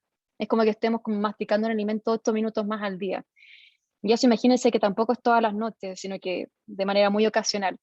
Entonces, cuando se ha registrado de manera objetiva, mediante electrodos y todo este tema de la polisomnografía, que es un estudio acabado de sueño, donde falta que conecten los ojos al aparato, o sea, uno lo llenan de electrodos en todo el cuerpo, imagínense que con esos registros acabadísimos, el paciente que más bruxa de la vida, bruxa 8 minutos en toda la noche. Entonces ahí se empezaron a dar cuenta, cuando en realidad empezaron a objetivizar esto, empezaron a decir, oye, pero si una persona bruxa máximo 8 minutos, que es como el máximo registro que tenemos, ¿cómo esto realmente va a generar toda esta lista de secuelas que asociábamos tradicionalmente al bruxismo? Y ahí se dieron cuenta que en realidad es imposible. O sea, no podía generar todo eso. Y obviamente después de hacer más estudios al respecto, eh, revisiones de todo tipo, de ensayos clínicos, se dieron cuenta que el bruxismo en realidad, como les digo, básicamente ya es intrascendente, no genera secuelas o no generaría ninguna secuela importante a nivel del sistema estomatognático per se, o sea, solo por sí mismo no es trascendente, solo es una señal de alarma. Manuel pregunta, para hacer investigación, ¿qué screening recomienda hacer para el bruxismo de sueño? Ya que hace un tiempo traté de buscar bruxismo del sueño en pacientes pediátricos que padecen de trastornos del espectro autista y que solo medían si se presentaban desgastes dentarios o no, por lo que no sería un estudio no concluyente.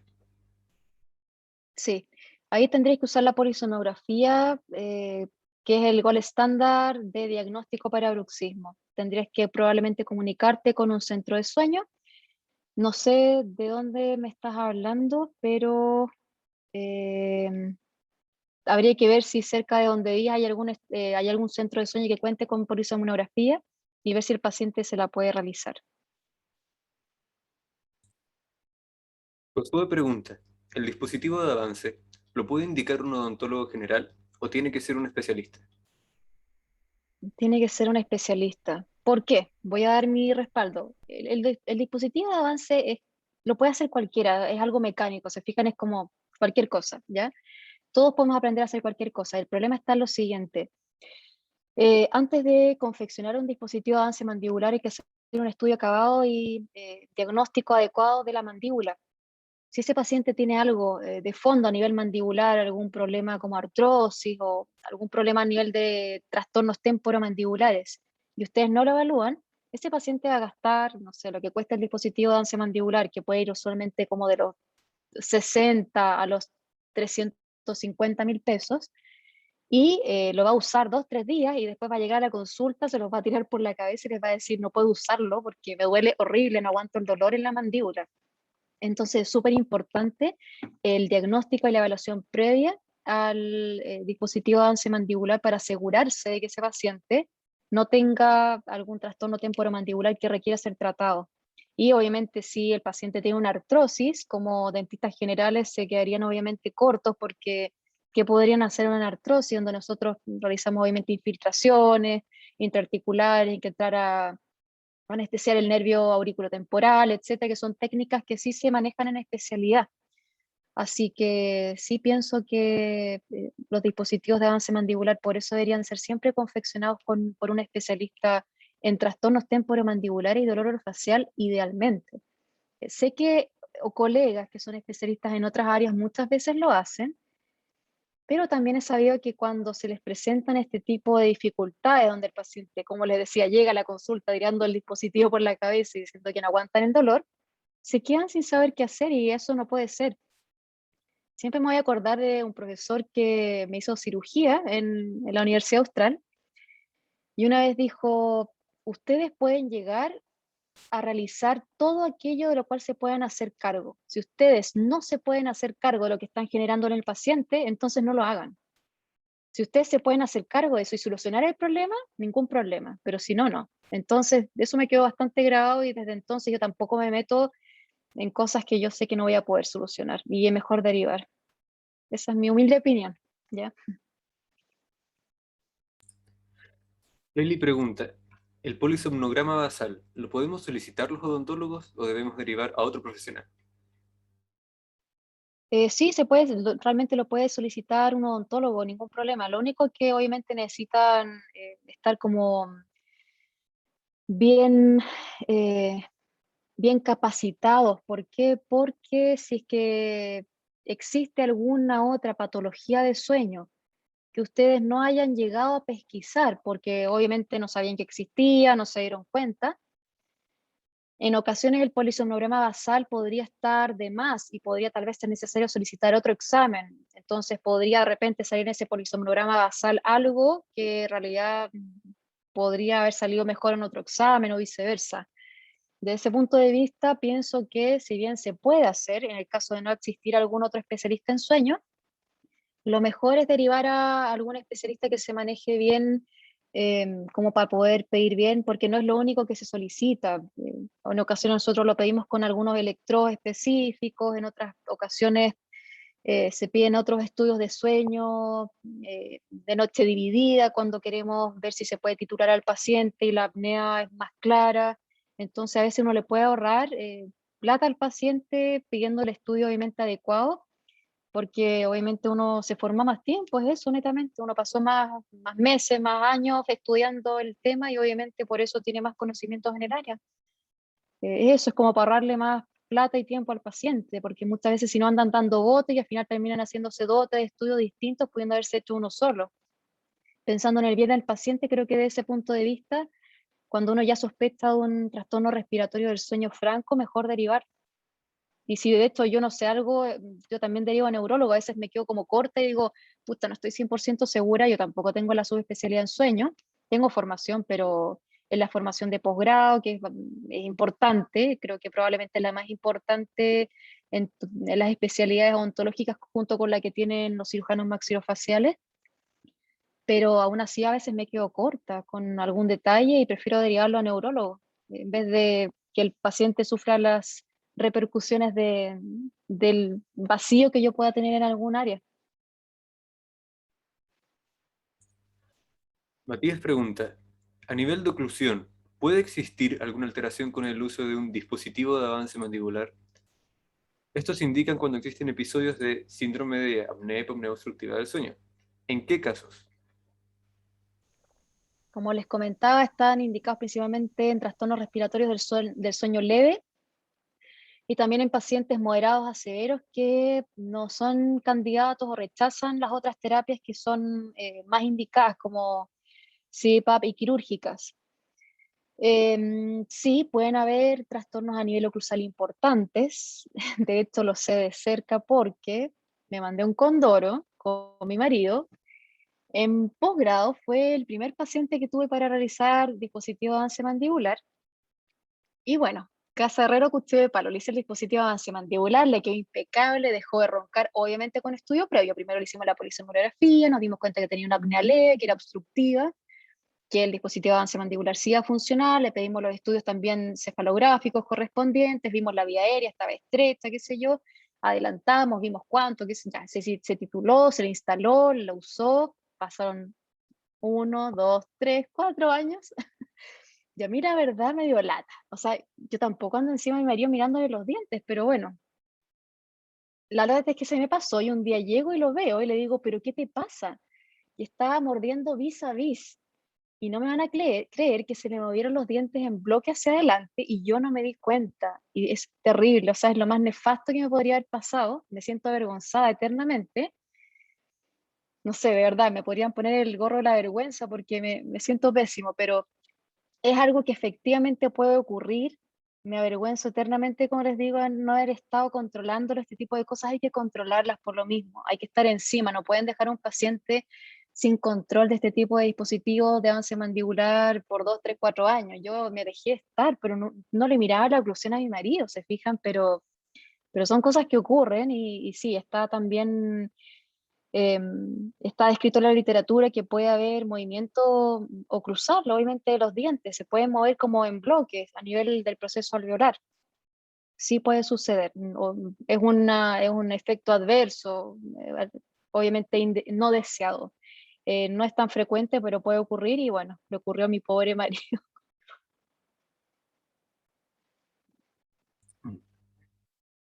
Jocelyn pregunta, en un consultorio, sigue un paciente con relato de reflujo gastroesofágico, bruxismo y facetas de desgaste dentario con dimensión vertical disminuida. ¿Cuál sería el esquema de atención para atenderlo?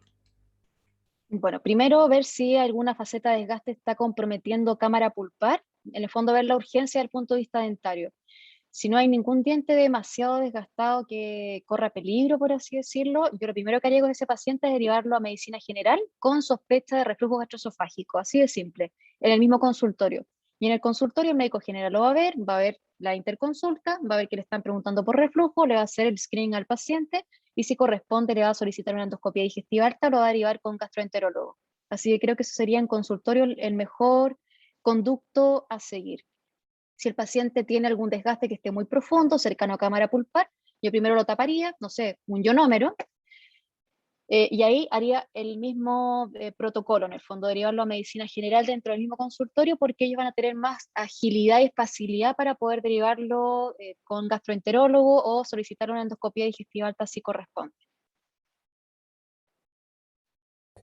Constanza pregunta, si un niño de 8 años bruxa y tiene reflujo diario, además con sobrepeso, ¿sería bueno llevarlo a un especialista como usted?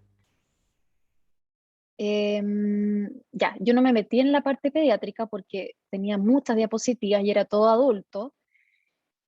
Y pediatría es un tema un poquito aparte. ¿Por qué? Porque en general eh, es mucho más sensible.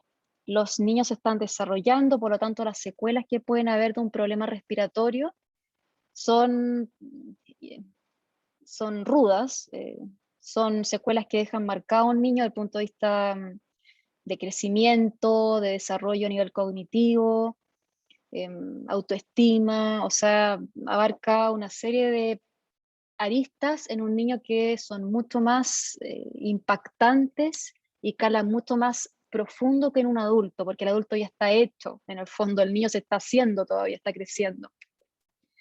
En niños, usualmente que bruxan, lo primero que yo haría es derivarlos a un otorrinolaringólogo, antes que a un especialista en TTM2, porque lo que ese niño lo más probable es que requiera es que lo evalúe un otorrino para evaluar la adenotonsilectomía, en el fondo que le extirpen las adenoides y amígdalas.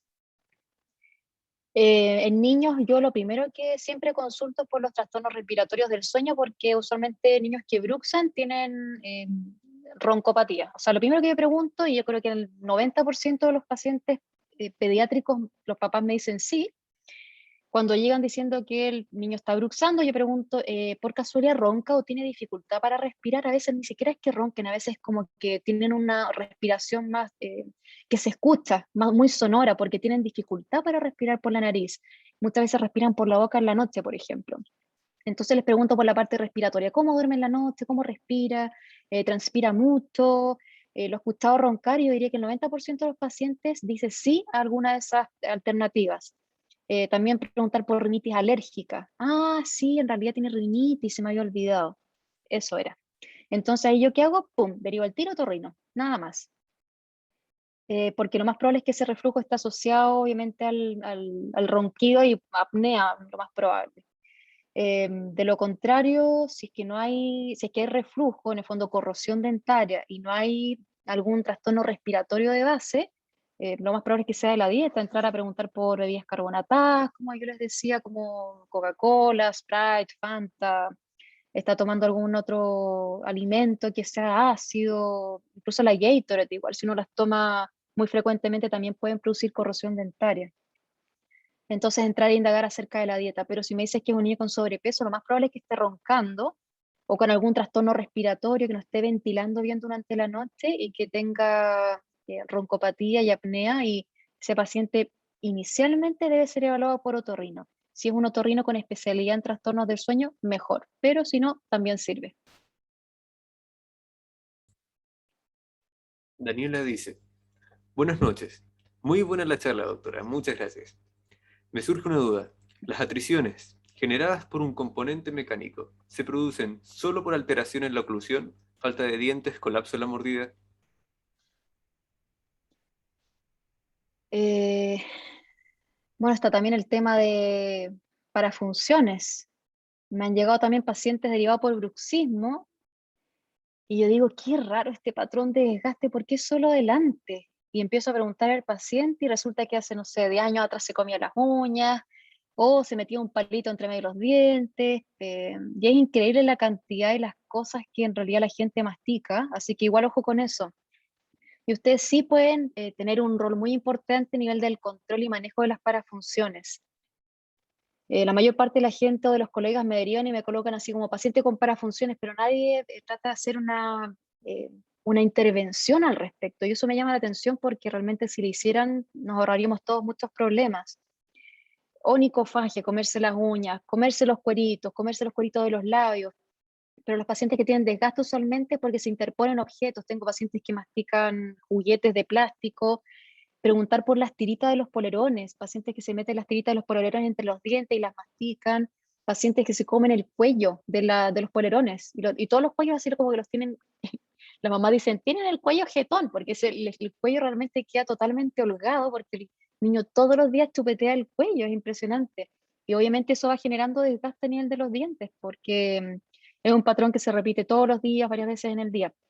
Entonces, sí indagar siempre en parafunciones, disminución de la altura vertical y desgaste. Claro, también puede haber un tema, he visto pacientes con, no, pero desgaste, no me estás preguntando por otro tipo de, sí, yo diría que eso en general, lo que me habías comentado y además lo de parafunciones. Puede haber a veces un cambio a nivel oclusal, eso quería mencionar, producto de trastornos degenerativos articulares, por ejemplo, artrosis, pacientes que quedan con mordidas abiertas. De esto hace un rato atrás estaba comentando con una colega, una paciente a la que ella le tomó fotos hace 5 años de la mordida y todo, y ahora llegó con la mordida completamente abierta, donde solamente topan los molares. Eso claramente es una artrosis severa bilateral, o en su defecto el paciente tiene algún trastorno reumatoide como artritis reumatoide, y eso genera muchas veces un corrimiento absoluto de la mandíbula, donde cambia totalmente de posición.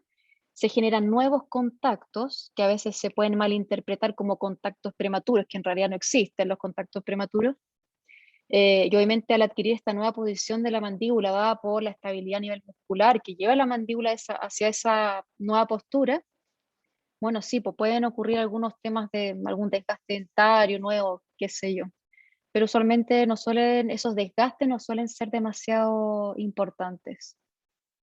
Los mayores desgastes que yo he visto siempre son por corrosión o con un componente corrosivo entre medio, no como otra cosa pura. Verónica pregunta, si un paciente relata dolor y tensión muscular al despertar, asociado a episodios de bruxismo, ¿cómo se debe tratar?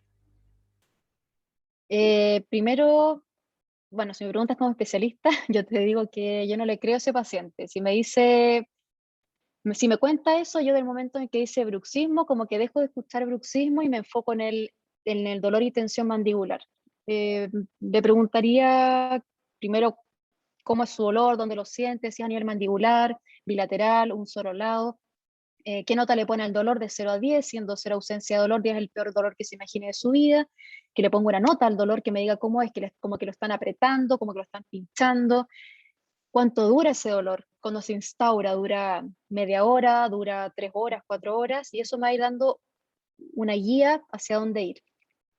Aparte de eso, le preguntaría también por antecedentes de trabamiento. Ya nos vamos yendo de bruxismo. Le preguntaría por antecedentes de trabamiento, si alguna vez se ha quedado trabado o bloqueado sin poder abrir o cerrar bien la boca anteriormente, porque si tiene historia de trabamiento, lo más probable es que sea una artrosis. mandibular, que en la mañana está traduciéndose con tensión, fatiga, cansancio mandibular. Y le estaría preguntando también si está comiendo alimentos muy duros, masticando chicle, le preguntaría por parafunciones o en su defecto estos malos hábitos también de los cuales se habla. Indagarían todo eso. Si realmente un paciente así, yo lo primero que descartaría es que no tenga algo a nivel inflamatorio articular y obviamente le haría el examen clínico y lo más probable es que ese paciente, si se queja de molestias, malestar, tensión, fatiga, cansancio mandibular en las mañanas, lo más probable es que tenga un trastorno inflamatorio a nivel articular. Eso es lo primero lo que yo pienso. Y le hago al tiro el examen obviamente clínico a nivel de la articulación, palpo polo lateral, palpo zona retrodiscal, le pido al paciente que abra la boca, mido cuánto está abriendo el paciente para ver si está dentro del rango normal o no, para dejar también algo objetivable de cómo va a ir progresando el paciente después con la terapia. Probablemente si logro corroborar eso, lo primero que yo hago es iniciar terapia antiinflamatoria por 10 a 14 días asociado a reposo mandibular estricto y dieta licuada. Y los pacientes, yo diría que el 90% andan bacán, y al cabo de los 14 días llegan y dicen, uy, realmente casi ya no he sentido en estas últimas semanas ninguna molestia o tensión, les dejo algunas indicaciones. eh, y dependiendo obviamente del diagnóstico, a veces hay que hacer alguna otra intervención, alguna terapia mínimamente invasiva, a veces infiltraciones. Otras veces solo con esas indicaciones fue suficiente y al tomarle algún examen como una resonancia, un combing de mandíbula, a veces se ve que no hay artrosis y que era algo a nivel inflamatorio, pero que no se había traducido aún en algún desgaste importante a nivel óseo como visible, por lo tanto a veces no es necesario infiltrar y el paciente anda también súper bien o responde bien por la edad también a terapia antiinflamatoria y dejo al paciente con algunas medidas de autocuidado, que evite comer alimentos muy duros, que no fuerce la mandíbula, si se va a comer una manzana, que la raye, que la corte en trocitos, que no se la lleve entera, si va a comer un sándwich, lo mismo. Eso en general, pero bueno, eso como les digo ya es un mundo completamente aparte, tendríamos que hablar de trastornos temporomandibulares y me meto en un tema totalmente distinto. El asunto es que cuando un paciente, para redondear, llega contando que tiene cansancio, fatiga mandibular, tensión mandibular matutina y lo asocia a bruxismo, lo más importante es que le preguntemos a ese paciente, ¿por qué usted cree que bruxa es por el dolor o porque lo han escuchado rechinar? Y la mayor parte de los pacientes va a decir, es que yo creo que bruxo porque como me despierto como si hubiese apretado los dientes toda la noche. Pero ¿te han escuchado rechinar? La mayor parte de los pacientes va a decir, no, y realmente nunca nadie los ha escuchado. ¿Por qué? Porque nunca rechinaron, nunca tuvieron bruxismo, en realidad era otra cosa totalmente distinta. Danae pregunta, ¿las facetas de desgaste encéntrica no se consideran como un signo de bruxismo, pensando que el paciente no tiene comorbilidades asociadas? Mm, Es raro encontrar un bruxismo idiopático, puede ocurrir, que usualmente cuando yo encuentro un bruxismo idiopático, donde no hay comorbilidades asociadas, lo primero que yo pienso es que fallé, como que algo no vi, porque no solamente, o sea, claro, yo les comenté lo más frecuente, el tema del reflujo, de la apnea, medicamentos, drogas, pero también hay algunos trastornos del sueño que son distintos y que también pueden estar asociados a bruxismo. Entonces, algo más puede haber en el fondo que esté gatillando esta respuesta por parte del organismo. Y probablemente si no lo encontré fue porque fallé y no llegué tan allá. Es raro encontrar un bruxismo puro, puro, puro, puro, y que además hayan facetas de desgaste, donde además sabemos que es raro que con una fuerza masticatoria normal, que es la que se usa en el bruxismo, donde un paciente jamás va a bruxar en una noche más de 8 minutos en toda la noche, se produzcan desgastes importantes, sí, o sea, que no haya nada más realmente es rarísimo, nunca, creo que nunca lo he visto. Eli dice, hola, si un paciente se colocó toxina botulínica, ¿puede afectar los resultados de la electromiografía del paciente? Sí, sí, de hecho. Sí, en la electromiografía obviamente se va a observar una menor fuerza masticatoria eh, y si el paciente bruxara, sí va a haber una reducción de los episodios de bruxismo. Pero como les contaba en la charla, pueden haber factores muy negativos asociados a la toxina y de hecho me parece mucho que tampoco está validada como a nivel internacional ni nacional como tratamiento para el bruxismo. Sí hay protocolos, pero no se encuentra validada por esas mismas razones. Diego pregunta, en los casos de pacientes pediátricos que se realizaron adenotonsilectomías, ¿refiere a fonoaudiología para educar al paciente para aprender a tener una respiración nasal? Ya que creo que de no corregir la respiración bucal, las amígdalas pueden volver a crecer, perpetuando la obstrucción y afectando el desarrollo. Sí, la verdad, esos pacientes no vuelven a mí después, usualmente los ve directamente el otorrino. Yo trabajo en el hospital, yo hago la derivación otorrino y sí, obviamente hay algunos pacientes que cuando persisten con respiración bucal por un tema ya postural o de que estaban habituados a, sí, yo sé que serían a fonoaudiólogo porque me han llegado contando algunos después como que llegan al paso y me dicen, ay, sí, por si acaso él está con fonoaudiólogo ahora, qué sé yo, pero son los menos, usualmente no es necesario. Yo diría que es lo menos frecuente que ocurra, pero sí, yo sé que en algunos casos sí resulta necesario y sí se hace. Pero esa derivación usualmente la hace el mismo otorrino. En su evaluación postoperatoria, al fijarse si el paciente empieza a respirar normal o todavía está utilizando otras vías para respirar que no son las más adecuadas. Ahora, también un paciente que ya tiene secuelas, en el sentido que no logra respirar ya por la nariz, y que tiene secuelas como que le generaron una postura ya en el tiempo instaurada que le impide volver a respirar con normalidad, igual probablemente es un paciente en el que ya se llegó tarde, que no se llegó a tiempo por el tema de las amígdalas. Romy dice, el Botox en bruxismo genera reabsorción de hueso, pero si es así, ¿por qué se usa en otras partes de la cara? ¿No generará reabsorción en frente, por ejemplo? Sí, lo más probable, especialmente cuando se abusa de la toxina. Sabemos que genera atrofia muscular, de hecho. Cuando un paciente se inyecta repetidamente toxina botulínica puede generar atrofia y de hecho se va viendo. El paciente en las fotos previas y ya cuando se toman fotos al par de años se va viendo también visiblemente cómo se va generando esta atrofia muscular, va disminuyendo la masa a nivel muscular y si se genera reabsorción ósea a nivel facial, probablemente.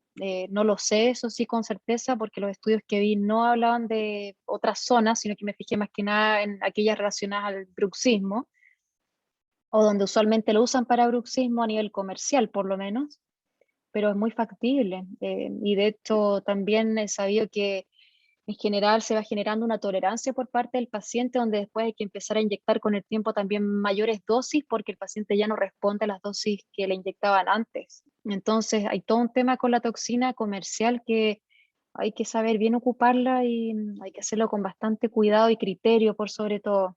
Y lamentablemente la gente que usualmente utiliza la toxina botulínica como tratamiento del bruxismo, no tienen idea, es lamentable, hablan del bruxismo por estrés, le dicen al paciente que va a dejar de bruxar y el paciente siente una mejoría, pero usualmente porque usualmente esos pacientes no bruxaban, esos pacientes que llegan donde colegas que lamentablemente les inyectan toxina botulínica para el bruxismo, esos pacientes no estaban bruxando, esos pacientes tenían dolor mandibular, esos pacientes tenían fatiga muscular en la mañana y pensaban que bruxaban.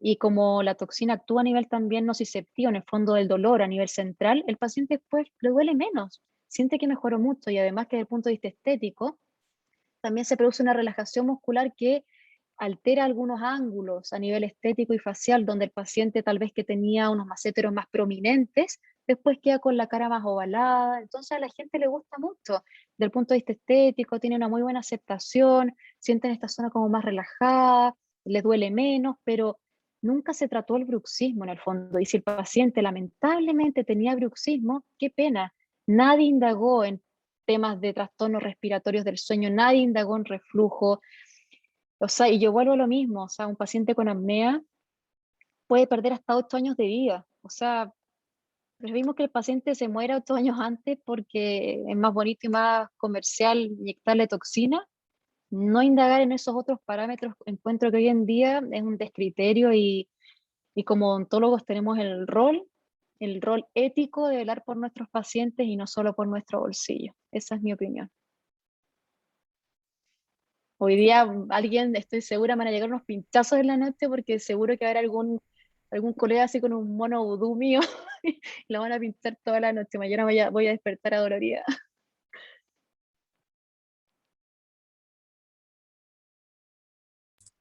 Con esto estaríamos dando fin a la ronda de preguntas. Muchísimas gracias, doctora, por su excelente conferencia y también por su excelente Oh, disposición. Obviamente por su no, ha tiempo. sido un gusto y muchas gracias por las preguntas también. Me gustó mucho que me hicieran preguntas porque me da la sensación de que quedaron con dudas y eso es muy bueno porque cuando hay dudas también hay ánimo de estudiar más y de aprender más. Así que ha sido un gusto y muchas gracias. Me encantó estar con ustedes, de verdad. Que tengan una muy buena semana. Gracias. Con esto estaríamos dando finalizada la conferencia del día de hoy. También agradecer a todos los participantes. Les recordamos que pueden estar atentos a nuestras redes sociales. En el chat también está el contacto de la doctora. Lo voy a volver a mandar un par de veces para los interesados. Ahí está. Y les deseo una buena noche. Muchísimas gracias a todos. Buenas noches.